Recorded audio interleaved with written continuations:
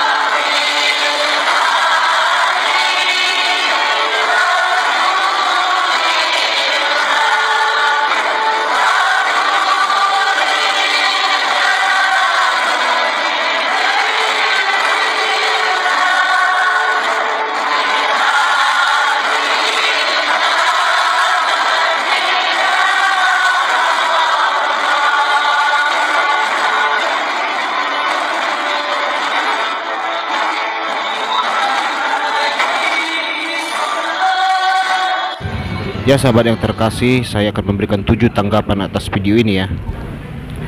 Pertama, tanggapan saya adalah apa boleh azan itu dikumandangkan secara sembarangan.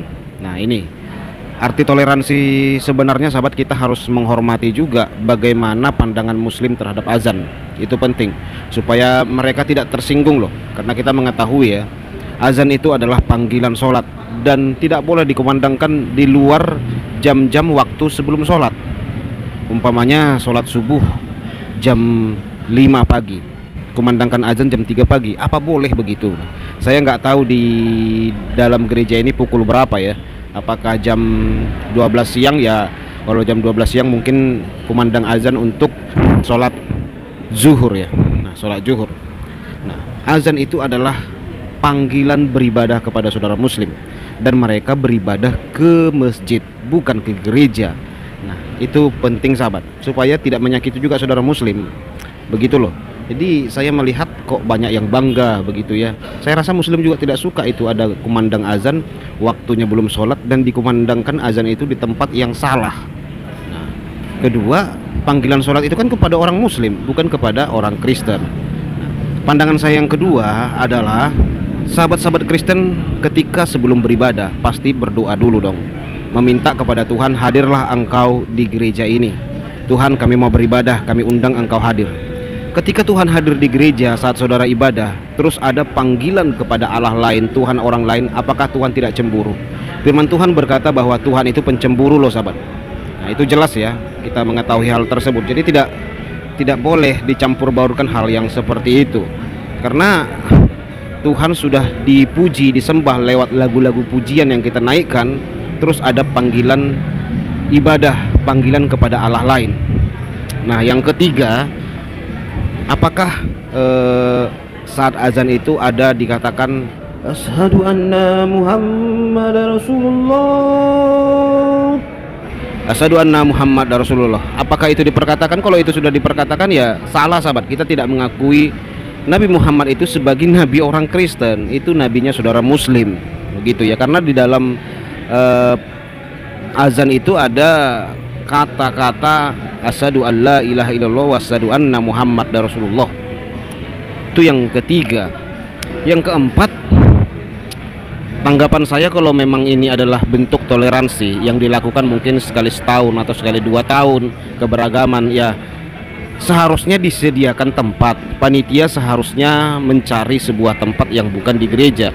Ya pasti dong, persiapannya lebih matang, lebih lama karena acaranya sekali-sekali. Ya sewa aula kek, sewa hotel kek, sewa tempat lain gitu ya. Nah untuk melakukan acara toleransi ini, nah, untuk mereka mengumandangkan azan, ya mungkin dalam acara tersebut gimana sih kumandang azan, mungkin orang Kristen bertanya begitu ya. Nah, mungkin dikumandangkanlah oleh bapak ini. Jadi tidak harus di gereja sahabat. Kelima, pandangan saya yang mengherankan, apakah di daerah di mana video ini dibuat tidak pernah mendengar suara azan. Azan itu kan setiap hari 5 waktu, bahkan di tempat saya ini 3 masjid berdekat-dekatan. Kalau azan itu saling beradu itu suaranya sahabat. 5 waktu, 5 kali dalam sehari itu berkumandang azan dengan luar biasa kuatnya sahabat. Jadi kita tidak perlu heran mendengar suara azan. Tiap hari kita dengar suara azan. Pagi hari dengar suara azan, siang hari dengar suara azan, sore hari dengar suara azan, menjelang malam dengar suara azan, malam-malam dengar suara azan. Jadi orang Kristen tidak kekurangan suara azan sebenarnya ya.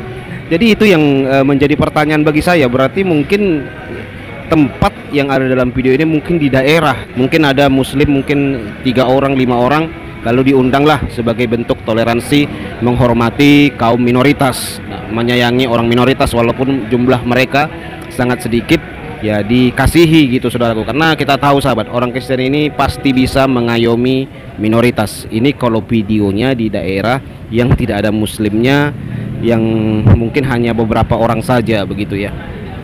Nah yang keenam, pandangan saya adalah cobalah sebelum bikin acara-acara begini, gereja itu jangan terlalu alergi sama murtadin. Bertanya-tanya dulu lah.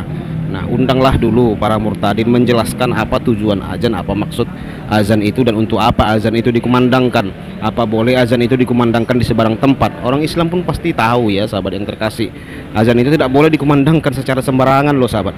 Nah makanya gereja itu harus aktif, harus rajin ya mengundang murtadin begitu loh, supaya memberikan seminar-seminar penjelasan-penjelasan mengenai hal ini, supaya tidak terjadi keributan antara umat beragama. Karena begini sahabat, kalau di gereja saya ini udah sering orang-orang NU khususnya Banser itu sering kok diundang gitu ya. Nah yang ketujuh, pandangan saya untuk hal toleransi, apa harus azan gitu kan, ada hal-hal lain yang bisa disampaikan oleh saudara muslim, kan tidak harus azan gitu ya untuk toleransi. Contoh di gereja saya itu sering juga datang orang-orang NU, orang Banser menyampaikan motivasi kebangsaan begitu. Mereka menyampaikan motivasi kebangsaan, orang toleran, kita sambut sahabat. Tetapi mereka boleh berbicara setelah ibadah kita semua selesai, mulai dari doa sampai ke doa berkat selesai, baru acara toleransi kebangsaan. Karena namanya beribadah kepada Tuhan itu tidak boleh dicampur adukan, tidak boleh dipermain-mainkan, dibaur-baurkan dengan kepercayaan lain. Itu jelas sahabat.